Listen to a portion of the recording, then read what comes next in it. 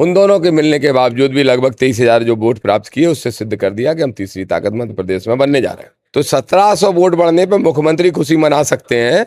तो मैंने कहा भी अमित बंसोड़ साहब से कि फिर तो ढोल नगाड़े मचाओ, हमारे तो 22,000 से ज्यादा वोट बढ़ गए। तो ये सारे लोगों ने कांग्रेस के प्रत्याशी घनश्याम सिंह का सपोर्ट किया, यहाँ तक कि जीतू पटवारी ने घनश्याम सिंह को टिकट नरोत्तम मिश्रा के ही कहने पे दिया। जीतू भाई को एक ही समझ, एक ही ज्ञान दूंगा और एक ही सलाह दूंगा। हास्यास्पद है, लेकिन उधार के सिंदूर पे सुहागन मत बनो।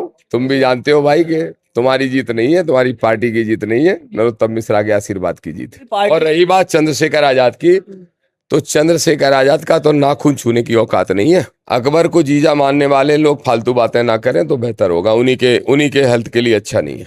नमस्कार दोस्तों, एक बार फिर से स्वागत है आप सभी का भारत दस्तक के ऊपर। आज हमारे साथ एक बार फिर से है आजाद समाज पार्टी के राष्ट्रीय कोर सदस्य और दामोदर यादव मंडल जी। चुनाव के बाद हम इनसे पहली बार मिल रहे हैं। सर, क्या हुआ इस बार चुनाव में, कैसा रहा? चुनाव अच्छा रहा। भाजपा और कांग्रेस का मिलना बड़ा अप्रत्याशित था और उन दोनों के मिलने से आजाद समाज पार्टी हारी है। नहीं तो आजाद समाज पार्टी ने अगर फिर भी उन दोनों के मिलने के बावजूद भी लगभग 23,000 जो वोट प्राप्त किए, उससे सिद्ध कर दिया कि हम तीसरी ताकत मध्य प्रदेश में बनने जा रहे हैं। 23,000 वोट का मिलना आप कैसे देखते हैं? क्योंकि इस सीट पे पिछली बार जब चुनाव हुआ था तो बीएसपी को भी 1500 वोट मिले थे, आजाद समाज पार्टी को भी कुछ खास नहीं मिला था, लेकिन इस बार बीएसपी को 1100 मिले थे और आजाद समाज पार्टी को 490 मिले थे। 490 मिले थे। तो अगर इस नजरिए से आप देखोगे तो मुझे बड़ी हंसी आ रही है। मोहन यादव जी कह रहे हैं, इस बात की खुशी मना रहे हैं कि हमारे 1700 वोट बढ़ गए। तो 1700 वोट बढ़ने पे मुख्यमंत्री खुशी मना सकते हैं। तो मैंने कहा भी अमित बंसोड़ साहब से कि फिर तो ढोल नगाड़े मचाओ, हमारे तो 22,000 से ज्यादा वोट बढ़ गए, तो हमें तो बढ़िया डांस वांस करते हुए रैली निकालना चाहिए। तो निश्चित रूप से हमारे वोट बहुत तेजी से बढ़े। इससे दो चीजें सिद्ध हो रही हैं सुमित भाई। एक तो हमारा संविधानवादी अम्बेडकरवादी सोच का, ओबीसी सोच का आदमी ये देख रहा है कि जहां हमारा प्रत्याशी मजबूती से लड़ रहा है तो वो उसको वोट देने का काम कर रहा है। यही 23 में सिवड़ा में देखने को मिला और यही 26 में दतिया में देखने को मिला। अब मध्य प्रदेश में मजबूत लोगों को चुनाव लड़ाएंगे जो अपनी सोच विचारधारा के हैं, तो वो हर हालत में 28 में 2 साल तैयारी करके चुनाव जीतने की स्थिति में रहे। बयान है कि जब मैं चुनाव लड़ रहा था तो भाजपा और कांग्रेस दोनों ही मिलकर चुनाव लड़ी और मुझे हरा दिया। ऐसा आप क्यों कह रहे हैं? क्योंकि दोनों एक दूसरे की विरोधी पार्टी है और कांग्रेस जीती भी है वहां पर। नहीं, ये समझना बहुत जरूरी है कि दतिया में 20 साल से भाजपा नहीं थी, दादापा थी। दादापा मतलब नरोत्तम मिश्रा। तो नरोत्तम मिश्रा का ही जिला पंचायत अध्यक्ष था, जनपद अध्यक्ष था, पार्टी का जिला अध्यक्ष था, नगर पालिका अध्यक्ष था। ये सारे के सारे लोगों की पोलिंग है, भाजपा हारी कांग्रेस जीती, और नरोत्तम की खुद की पोलिंग भी भाजपा हारी कांग्रेस जीती है। तो ये सारे लोगों ने कांग्रेस के प्रत्याशी घनश्याम सिंह का सपोर्ट किया, यहाँ तक कि जीतू पटवारी ने घनश्याम सिंह को टिकट नरोत्तम मिश्रा के ही कहने पे दिया। पूर्व विधायक राजेंद्र भारती को पार्टी से निष्कासित किया जाता है, ओबीसी वर्ग से भी आते हैं। आपका यह आरोप है कि जब एक ओबीसी को कांग्रेस निकाल सकती है तो एक ब्राह्मण को, नरोत्तम मिश्रा को, भाजपा क्यों नहीं निकाल रही? इसलिए नहीं निकाल रही। देखो, दोनों इस घटनाक्रम से दोनों चीजें सिद्ध हो रही। दोनों घटना से सबसे पहले घनश्याम सिंह का विरोध करने वाले राजेंद्र भारती को इसलिए निकाल दिया क्योंकि वो चौरसिया हैं और घनश्याम सिंह एक सामंतवादी हैं, दिग्विजय सिंह के रिश्तेदार हैं। तो सामंतियों की पार्टी कांग्रेस है, ये मैं पहले भी कहता था, ये सिद्ध हो गया है। अब भारतीय जनता पार्टी पे आते हैं। शुक्ला जी, मिश्रा जी, दुबे जी, पाठक जी, द्विवेदी जी, त्रिवेदी जी, चतुर्वेदी जी पे कार्रवाई भाजपा इतनी जल्दी नहीं कर पाई। प्रीतम लोधी ने तो एक बयान दिया था, उसको निकाल के बाहर कर दिया था भाजपा ने। कई ऐसे उदाहरण हैं, कुशवाहा हो, पाल हो, यादव हो, दांगी हो, लोधी हो, जाटव हो, अहरवार हो, प्रजापति हो, वंशकार हो, कोई भी हो, उस पर कार्रवाई तो 1 मिनट में भाजपा कर देती है। फिर मिश्रा जी पे क्यों नहीं? देखो, 2 कारण हो सकते हैं इसमें। पहली कारण तो मनवादी सोच होगी ही, लेकिन दूसरा बड़ा जो कारण होगा वो कोई राज भी छुपे हो सकते हैं, मिश्रा जी के पास हो सकते हैं। 15 साल हो सकते हैं, सीडी भी हो सकती है, कुछ और भी हो सकता है। अब वो मैं नहीं खोलना चाहता या मैं नहीं बोलना चाहता, वो उनकी पार्टी का विषय है। लेकिन मेरा सवाल है कि जवाब दो आदरणीय खंडेलवाल साहब कि आप नरोत्तम मिश्रा पे कार्रवाई नहीं कर पाए, तो फिर रघुवीर कुशवाहा पे कार्रवाई क्यों कर दी जिलाध्यक्ष? पूरी कमेटी हटा दी और ठीक है, पर रघुवीर कुशवाहा उनके कैप्टन थे, जिलाध्यक्ष थे, कुशवाहा समाज का था, बहुत मेहनत की उस आदमी ने। माफी मांग रहे तोमर जी, कुछ गलत कह दिया था तो पहले गलत कहा होगा तो गलत समाज के लिए गलत बोलेंगे तो माफी मांगेंगे। आपने देखा होगा मैं कभी ब्राह्मण ठाकुर समाज के लिए नहीं बोलता। समाज को अपमानित करने का आपको कोई हक नहीं। कोई व्यक्ति गलत कर रहा है, उस पर आप आरोप जड़िए। अभी एक इंटरव्यू में देख रहा था राजेंद्र भारती जी का, तो वो कह रहे थे कि कांग्रेस में कई लोग सामंतवादी सोच के, जो आप भी हमेशा कहते हैं, तो इस कारण मुझे निष्कासित किया गया, जबकि मेरा कोई लेना देना नहीं। जबकि वो जो जीते हुए प्रत्याशी है घनश्याम सिंह, उनके ऊपर आरोप लगा रहे हैं कि वो नरोत्तम के प्रत्याशी है और कई बार उनसे पैसे भी लेते हैं और उनकी तरफ से प्लांट किए गए हैं। नहीं, कभी पैसे नहीं लेते। राजन भारती की इस बातों से मैं पूरी तरह सहमत हूँ। नरोत्तम मिश्रा के आशीर्वाद से ही उन्होंने दतिया में तीनों चुनाव लड़े। किसने? स्योड़ा में क्या नाम है इनका, घनश्याम सिंह ने। और तीनों ही बार घनश्याम सिंह को पैसा नरोत्तम मिश्रा ने भेजा। और स्योड़ा में नरोत्तम मिश्रा ने कभी बीजेपी का काम नहीं किया, हमेशा घनश्याम सिंह का ही काम किया। तो नरोत्तम मिश्रा को तो पार्टी को पहले ही बाहर कर देना चाहिए था, अभी तक नहीं किया। जीतू पटवारी तो बहुत गदगद है इस जीत से, अपने आप को सीएम कैंडिडेट के रूप में देख रहे हैं। और केटली जीतू भाई भाजपा की बता रहे थे। नहीं, अब वो सुधर गए। वो पहले दिन बता रहे थे, उसके बाद बोले हमारे भाई हैं, हम उनसे लड़ना नहीं चाहिए। ये उन्होंने अपने कार्यकर्ताओं को भी समझा दिया। हमारे ओबीसी का भाई है जीतू पटवारी। जीतू भाई को एक ही समझ, एक ही ज्ञान दूंगा और एक ही सलाह दूंगा। हास्यास्पद है, लेकिन उधार के सिंदूर पे सुहागन मत बनो। तुम भी जानते हो भाई कि तुम्हारी जीत नहीं है, तुम्हारी पार्टी की जीत नहीं है, नरोत्तम मिश्रा के आशीर्वाद की जीत है। अभी आप एक मंडल यात्रा की बात कर रहे हैं। लोग दो विचारधारा इस देश में बहुत चलती है, मंडल और कमंडल। तो आप बोले मैं एक मंडल यात्रा निकालूंगा, क्या है ये मंडल यात्रा? देखो, लड़ाई ही मध्य प्रदेश में मंडल कमंडल की चल रही। आरडी प्रजापति साहब हों, दामोदर यादव हो, अनिल गुर्जर साहब हों, या हमारे ओबीसी के कोई भी साथी हो, आदरणीय चंद्रशेखर आजाद जी के नेतृत्व में हम मंडल को आगे बढ़ाने की कोशिश कर रहे हैं।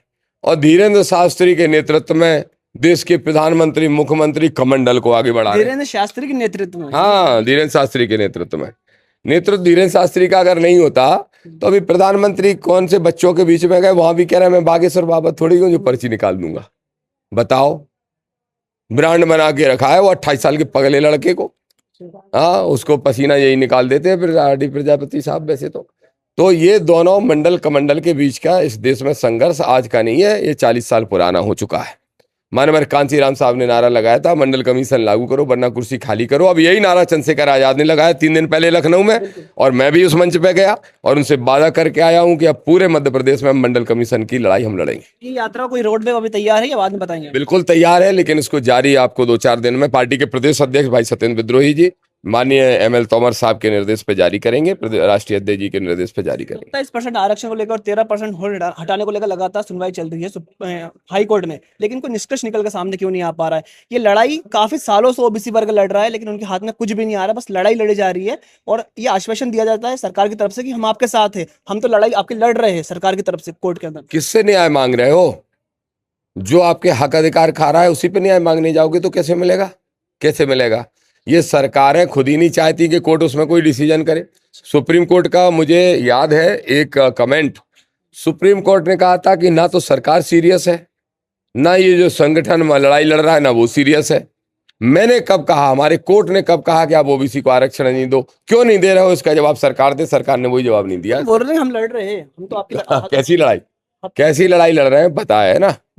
अगर लड़ रहे होते, लड़ने की मंशा होती तो भाजपा के 4 मुख्यमंत्री ओबीसी के बन गए, ये लागू नहीं कर देते।